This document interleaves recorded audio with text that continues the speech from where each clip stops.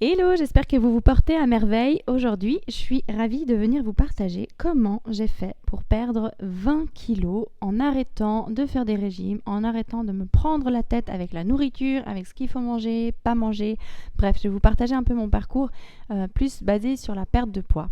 Je sors d'une séance avec une cliente aujourd'hui et c'était hyper intéressant de voir, c'était une première séance, la personne qui me dit « Oui, alors c'est marrant, j'ai passé 2 mois à faire le jeûne intermittent, à faire du sport plusieurs fois par semaine, à faire du yoga tous les jours, enfin bref, à faire vraiment plein de choses. Et résultat de ce qu'elle a fait là, elle a pris 4 kilos en 2 mois alors qu'elle mangeait moins et qu'elle faisait plus de sport. On va se dire, mais comment c'est possible? Dans ce cas-là, si je me prive de manger, que je fais du sport et que je grossis, ça veut dire que je suis un cas désespéré et que ça va jamais marcher. Et c'est là en fait où je trouve que c'est passionnant et ce que j'ai répondu à ma cliente, je lui ai dit, tu sais, moi ça a commencé à changer et j'ai commencé à perdre du poids le jour où je me suis dit, tiens, et si je pouvais manger absolument tout ce que je veux et que j'atteignais mon poids idéal? À partir de ce moment-là, il y a vraiment eu un grand tournant pour moi dans ma vie par rapport à la nourriture et par rapport à mon poids. Mais littéralement, ça a tout changé. Je vais vous expliquer pourquoi et comment ça marche exactement. Donc, dans le premier cas de figure que je vous expliquais de ma cliente, c'est ce qu'on a tendance tous à faire en se disant, bon, dans la logique, je mange moins, je fais plus de sport, donc je dépense plus de calories, donc forcément, je vais maigrir. Alors, bien heureusement, ça ne fonctionne pas de cette manière-là, surtout qu'en fait, ce qui va se passer, c'est qu'au bout d'un moment, ça veut dire quoi? On réduit les calories encore et encore et encore, et on ne peut pas les réduire à l'infini. À un moment donné, on a besoin de manger pour vivre. Et puis même, manger, ça reste un plaisir, c'est quelque chose dans lequel on ne doit pas se priver et devoir y penser tout le temps. En fait, ce qui va se passer avec le métabolisme quand on fait ça, c'est qu'il va se mettre à ralentir. Parce qu'en fait, il n'y a pas assez de carburant qui rentre dans notre corps. Donc en fait, au niveau de la survie, pour sa survie, le métabolisme, lui, va se mettre à ralentir et donc à stocker beaucoup plus. Donc paradoxalement, on mange moins, on souffre, entre guillemets. Et en plus de ça, ça nous fait prendre du poids et ça ne nous aide pas du tout à mincir. En plus de ça, qu'est-ce qu'on fait? C'est que plus on se prive, plus on y pense, plus ça devient une obsession et plus on s'expose à avoir des troubles du comportement alimentaire derrière ou des compulsions parce qu'à un moment donné, plus on tire l'élastique dans un sens, c'est-à-dire à pas manger, plus l'élastique, il va exploser dans l'autre sens. C'est vraiment une balance. Il y a un moment donné, quand on tire, on mange pas, il y a un moment donné, il va falloir compenser tout ça. Et souvent, ça se transforme en compulsion, ça devient quelque chose que on n'aimerait pas. On se met à prendre plus de poids et c'est complètement contre-productif. En plus de ça, si vous êtes comme moi, je me disais, purée, toutes ces souffrances, tous ces contrôles, tout ce truc difficile pour rien du tout. Donc ça, c'est encore plus désolant et c'est encore plus frustrant. Et surtout, on finit par croire qu'on va jamais y arriver. Donc, c'est vraiment la pire chose à faire. Donc, comme je vous disais, pour moi, il y a eu un gros tournant le jour où j'ai commencé à me dire, mais tiens, si je mangeais tout ce que je voulais et que j'arrivais à mon poids idéal. En fait, j'ai commencé à observer un peu ce qui se passait autour de moi et j'ai remarqué que toutes les filles minces qui m'entouraient, elles se posaient pas de questions. Quand il y avait un bout de chocolat ou une madeleine ou des biscuits, elles en prenaient un et puis elles se prenaient pas la tête. Pareil, à mon boulot, quand j'étais la seule à manger une salade, que toutes mes collègues mangeaient des burgers et que j'étais la seule en surpoids, je me suis dit, bon, on cherche l'erreur, il y a quand même un truc qui va pas.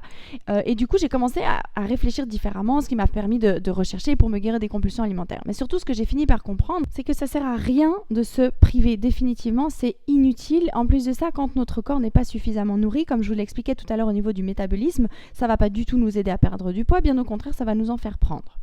Donc, la clé pour s'en sortir, c'est de commencer à manger suffisamment de tout ce dont le corps a besoin, c'est-à-dire des protéines, des fruits, des légumes et des féculents. Ça en fait partie aussi, bien que ce qu'on croit qu'il faut couper les féculents pour maigrir et autres, c'est pas vrai. Moi, comme je l'ai dit déjà dans plusieurs de mes podcasts et de mes vidéos, je mange des féculents quasiment à tous mes repas, je me pose plus la question et ça va très bien, ça ne m'a absolument pas empêché de perdre mes 20 kilos, bien au contraire, j'ai un poids qui est beaucoup plus stable depuis que je fais ça. Donc dans un premier temps, ça va être de recommencer à manger de tout. Je sais que quand on est aux prises avec nos compulsions, qu'on se sent mal dans notre corps, qu'il y a vraiment ce cercle vicieux dans notre tête qui nous angoisse, qu'on a l'impression qu'à chaque fois qu'on mange, on va prendre du poids. Je sais que c'est hyper dur de recommencer parce que même on se dit mais c'est quoi manger normalement, comment je mange, combien, quelle quantité, à quel moment, et puis j'ai l'impression que chaque fois que je mange quelque chose, de toute façon ça m'angoisse et j'ai l'impression que je grossis de toute façon, donc si en plus je rajoute des féculents, c'est l'angoisse.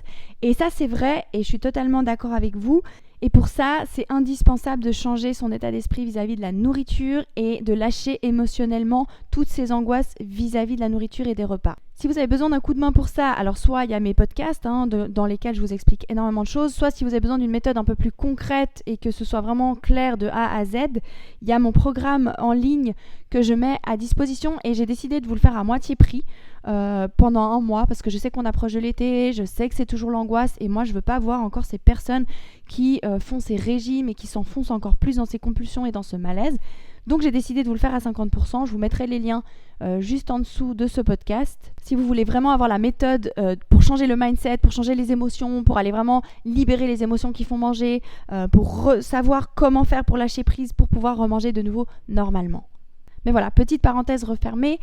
Donc, comme je vous disais, ce qui a tout changé quand je me suis dit que et si je mangeais tout ce que je voulais et que j'atteignais mon poids idéal, ce que ça a changé, c'est que justement, il n'y a plus cette pression d'avoir l'impression que, ok, c'est mon dernier chocolat parce qu'il faut absolument que j'arrête de manger ça. C'est ma dernière chips parce qu'il faut absolument que j'arrête de manger ça. À partir du moment où j'ai le droit de manger tout ce que je veux, ça devient beaucoup moins passionnant ou de moins attirant parce qu'en fait c'est tout le temps là. C'est comme si je vous disais ok, je te mets un énorme gâteau au chocolat à côté de toi ou ton paquet de chips, bref ton truc préféré où tu as l'impression auquel tu peux pas résister, mais qu'il est là aujourd'hui, il sera là demain, il sera là après-demain, il sera là après-après-demain et tu peux en manger autant que tu veux, quand tu veux. Dans ce cas-là tu vas dire mais pourquoi je vais me faire mal au ventre, pourquoi je vais me donner envie de vomir si je peux encore en manger tout à l'heure, si je peux encore en manger demain, ça n'a plus aucun intérêt de me bouffer le gâteau en entier. En revanche si tu es en train de te dire ok, là demain il faut vraiment que j'arrête de manger ça, bah qu'est-ce qui va se passer? Il faut que tu profites aujourd'hui. Mais si tu n'as pas besoin de profiter aujourd'hui parce que chaque jour de ta vie c'est là à ta disposition et que tu peux en manger, tu verras que ce sera beaucoup moins intéressant. Et c'est ce qui va te permettre aussi de dire bah tiens, ah non, aujourd'hui j'ai pas envie de chocolat. Je m'en fous de pas en avoir envie maintenant parce que c'est pas une occasion spéciale d'en avoir vu que je peux en avoir quand je veux. Donc si aujourd'hui je ressens que ce que j'ai besoin et envie c'est de manger des fruits, bah je vais manger des fruits et je vais pas manger mon chocolat parce qu'il est de toute façon disponible, donc c'est moins intéressant. C'est vraiment sortir de cet effet de rareté. On le voit en tant qu'humain, on le voit dans le marketing, ce truc de oui, alors il n'y a que 10 trucs disponibles. Alors du coup, cet effet de rareté, en fait, ça va créer une envie, un besoin. C'est comme ça fonctionne comme ça dans notre cerveau. À partir du moment où on le comprend, c'est juste qu'il faut dealer avec ça, apprendre à jongler avec ça et arrêter surtout de faire croire à notre cerveau que c'est la dernière fois, qu'il n'y aura plus. Parce que si on fait ça, bah forcément, ça va rendre le truc hyper rare, hyper attirant. On va y penser tout le temps, ça va nous obséder. Que si c'est là tout le temps, à disposition, qu'il y en a vraiment en abondance, c'est moins obsédant en fait, on va pas y penser autant. Parce qu'en fait ce qui se passe souvent, les personnes quand je leur dis le but c'est de se dire que je peux manger tout ce que je veux, ça va être de se dire mais si je me dis que j'ai le droit de manger tout ce que je veux, ça va être la débandade. Moi je sais qu'à l'époque vraiment je me disais mais si on m'avait dit tu peux manger tout ce que tu veux, mon Dieu ça aurait été la catastrophe, j'aurais mangé à longueur de journée, j'aurais mangé que du chocolat, des chips, bref, tout ce que dans ma tête, tout ce qui était interdit dans ma tête.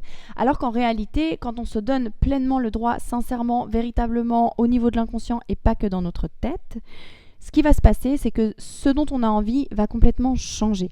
Parce que quand on lâche comme ça prise, quand on n'est plus en train d'essayer de se contrôler, de se retenir, d'avoir des règles vis-à-vis de la nourriture, on a beaucoup plus d'espace pour se mettre à l'écoute du corps. L'énergie circule beaucoup mieux dans notre corps, dans notre tête. On récupère beaucoup d'énergie qui est dispersée dans nos pensées par rapport à la nourriture ou à notre poids. Quand on les ramène vers nous, quand cette énergie revient vers nous, ça nous recentre envers notre corps. Donc nos envies, elles vont complètement changer. Pareil, quand tu as le droit de manger tout ce que tu veux en quantité comme tu veux, alors je dis pas, des fois bien sûr qu'on va manger un peu trop, mais on va manger un peu trop.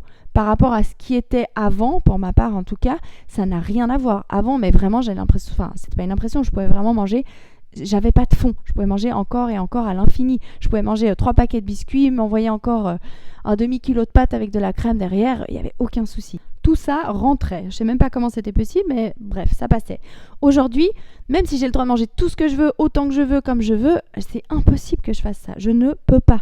J'écoute mon estomac, je peux pas. Ça me donne envie de vomir, ça me dégoûte. Je me dis, mais même, pourquoi je vais faire ça ? Ça n'a aucun intérêt. Je vais juste me sentir mal, ça ne sert à rien. Si je veux mes pâtes à la crème, je les mange. Si je veux mes biscuits, je les mange. Je vais juste éviter de tout manger en même temps. Parce que je suis pas en train de me dire demain c'est fini, demain je mange que des légumes, demain, bref, ce fameux demain ou lundi ou je sais pas quand, un jour je mangerai parfaitement. Pas du tout. Et en plus je m'en fous de manger parfaitement. Et plus ça m'est égal de manger parfaitement, et plus en fait j'ai envie de manger sainement parce que j'écoute mon corps, parce que j'écoute mes besoins. Je sais que ça peut paraître très paradoxal et que ça fait peur, ça fait vraiment flipper littéralement de se dire mais en fait si c'était ça, ça se saurait, mais en fait non, parce que si aussi de se contrôler, de faire des régimes, ça fonctionnait, ça se saurait aussi, on serait pas autant dans le monde à souffrir ou à avoir souffert de surpoids, de lutte avec la nourriture. Donc c'est pas comme ça que ça fonctionne. C'est pas je mange moins, je maigris et c'est réglé. Non, il se passe beaucoup de choses au niveau psychologique, au niveau de nos pensées, au niveau de nos émotions, au niveau de notre corps, au niveau de notre énergie. Il y a beaucoup de choses à prendre en compte, mais pas de panique, encore une fois. Si vous savez comment faire, vous avez la bonne méthode, bonne marche à suivre, ça se fait avec beaucoup moins d'efforts que ce que vous pourriez imaginer même. Mais ça, encore une fois, c'est juste à appliquer correctement. Donc si jamais, encore une fois, il y a tous mes podcasts, toutes mes vidéos à disposition qui sont gratuites si vous voulez les suivre. J'ai même un programme sur 4 jours gratuits de vidéos que vous pouvez suivre, qui peut vous aider, qui est un peu plus concret. Mais si vraiment vous voulez la méthode de A à Z, où tout est expliqué et que vous avez qu'à suivre pendant 2 mois pour vraiment régler tout ça, vous pouvez prendre le programme en ligne. Je vous mets encore une fois les liens en dessous de ce podcast. Voilà, donc concrètement, moi, ce que j'ai fait pour perdre mes 20 kilos, c'est que j'ai commencé à changer complètement ma manière de penser, c'est-à-dire à me donner le droit de manger pleinement, à me dire, tiens, si je mangeais tout ce que je veux et qu'en fait, j'atteignais mon poids idéal, j'ai commencé à arrêter de me forcer à faire des sports que j'aimais pas et juste à me dire, mais sors juste un moment, ça te fera du bien. Et en fait, j'ai eu du plaisir à marcher, et puis ensuite à courir, et puis ensuite à faire même des courses, bref. Et maintenant, j'ai trouvé mon rythme et ça me fait plaisir, et ça me fait du bien, et c'est naturel pour moi de bouger, sans pour autant avoir besoin d'avoir un programme, de suivre des trucs. Je regarde jamais mes calories, je regarde pas combien de temps, je regarde en fonction de ce que j'ai envie et juste je suis mes envies, mes besoins, et ce qui fait que je vais en tout cas 3 à 4 fois par semaine pour courir. Je fais tous les trajets à pied que je peux, je monte en escalier, enfin bref, c'est tout des petites choses et je me suis rendu compte qu'il n'y avait pas besoin de faire des trucs mirobolants pour y arriver en fait et pour bouger suffisamment. Ensuite, vis-à-vis de la nourriture, j'ai arrêté de sauter des repas. À l'époque, pour moi, c'était facile de ne pas manger le matin. J'arrivais à me retenir, littéralement. Par contre, c'était la débandade à partir de 4h de l'après-midi. Donc, au final, j'ai commencé à manger le matin. J'ai mangé à chaque repas. J'ai mangé suffisamment. Et ce qui fait que ça m'a permis de trouver un rythme, de faire que mon métabolisme s'accélère de nouveau, et qui m'a permis de perdre ces 20 kilos. Sur un plan un peu plus concret au niveau de l'alimentation, je me suis mise à manger des aliments, des produits qui étaient le plus bruts possible, c'est-à-dire fruits, légumes, viande, féculents, mais pas des plats pré-préparés, pas des choses qui sont transformées industriellement. C'est vraiment de manger le plus possible des choses brutes que je cuisine moi-même. Il n'y a pas besoin de faire de la grande cuisine. Des fois, je disais aux personnes que j'accompagne, des fois du riz et du thon avec une carotte. Quand j'ai pas le temps, c'est pas parce qu'on se dit ouais mais j'ai pas le temps ou j'ai pas le budget. Je vous dis une carotte, du riz, du thon et voilà, ça fait l'affaire. Il y a un légume, il y a des protéines, il y a des féculents, il y a tout ce qu'il faut. Donc des fois il y a pas besoin de chercher hyper loin, de faire des plats hyper élaborés. Des fois, franchement, ça a super bon goût. Après, c'est sûr que c'est important. C'est pour ça aussi que c'est important de travailler sur le mindset. C'est sur l'état d'esprit vis-à-vis de la nourriture, c'est d'arrêter de toujours avoir besoin que chaque repas doit être un kiff phénoménal, que ça doit toujours être oh mais ça doit être trop bon, je dois adorer. Bon, en soi, moi par contre, le riz, thon et une carotte, je trouve ça hyper bon, je trouve que c'est un super bon goût. Par contre, c'est sûr que j'ai pas besoin que ce soit, comme je disais à l'époque, les repas stylés, style je sais pas moi, une pizza ou un burger avec des frites, ou qu'il y ait forcément un truc qui réveille la dopamine en fait dans le cerveau. Ça peut être des repas très simples qui ont bon goût, mais il n'y a pas besoin, comme je vous disais, de temps ni d'un budget exceptionnel pour y réussir à bien manger. Mais pour ça, bien sûr, c'est important de travailler sur l'état d'esprit pour être capable de choisir cette alimentation-là. Parce que des fois, on se dit « Ouais, mais j'aimerais bien, moi, manger ce genre de choses, mais j'y arrive pas. Dans ma tête, c'est plus fort que moi, j'y arrive pas. » Et ça, je comprends très bien ce que vous vivez. Vous en faites pas, je suis pas en train de vous donner, encore une fois, des conseils en prenant pas en compte ce que vous vivez, ce que vous ressentez et à quel point quand on n'y arrive pas, on n'y arrive pas. Je sais ce que c'est. Et c'est pour ça d'ailleurs que je fais tout ça pour aider les gens, que j'ai fait ce programme aussi, qu'il y a tout ça en ligne pour vous. C'est parce que je sais que c'est pas si simple. Mais c'est pour ça que je vous dis, dans un premier temps, mangez suffisamment, ça c'est important, et travaillez sur votre état d'esprit vis-à-vis de la nourriture. Travaillez sur votre émotionnel, travaillez sur ce qui se joue dans votre inconscient vis-à-vis de la nourriture pour être capable de choisir votre alimentation. Mais je vous partage là ce que je mange et ce qui m'a fait perdre les 20 kilos parce que justement le thème de ce podcast c'était ok, qu'est-ce que j'ai fait pour perdre ces 20 kilos ? J'ai changé ma façon de penser vis-à-vis de la nourriture, j'ai changé ma manière de bouger, j'ai changé mon alimentation, mais c'est vraiment un tout qui m'a permis d'en arriver là. Mais à aucun moment je me suis privée, à aucun moment j'ai mangé moins, à aucun moment je me suis forcée à faire des sports que je voulais pas, à aucun moment je me suis empêchée de manger du chocolat ou des biscuits ou des desserts ou quoi que ce soit. Ce que je vous partage là, c'est nourrissez-vous et ensuite mangez votre chocolat, mais ne vous privez pas d'une alimentation dont votre corps a besoin pour privilégier du chocolat sous prétexte de manger moins de calories. Ça, c'est complètement faux et c'est vraiment ce que je voulais que vous compreniez au travers de ce podcast. En plus du fait, j'insiste qu'il faut absolument travailler sur le mindset et sur les émotions pour pouvoir être capable de choisir son alimentation. C'est vraiment hyper important. Et ça commence aussi par ne plus avoir peur d'oser vous nourrir. Oser vous nourrir, c'est très important. Même si peut-être qu'au départ, ça peut arriver à certaines personnes de commencer à prendre un petit peu de poids au début. Mais ensuite, une fois que le métabolisme a repris son rythme, vous pouvez juste manger normalement, sans vous prendre la tête.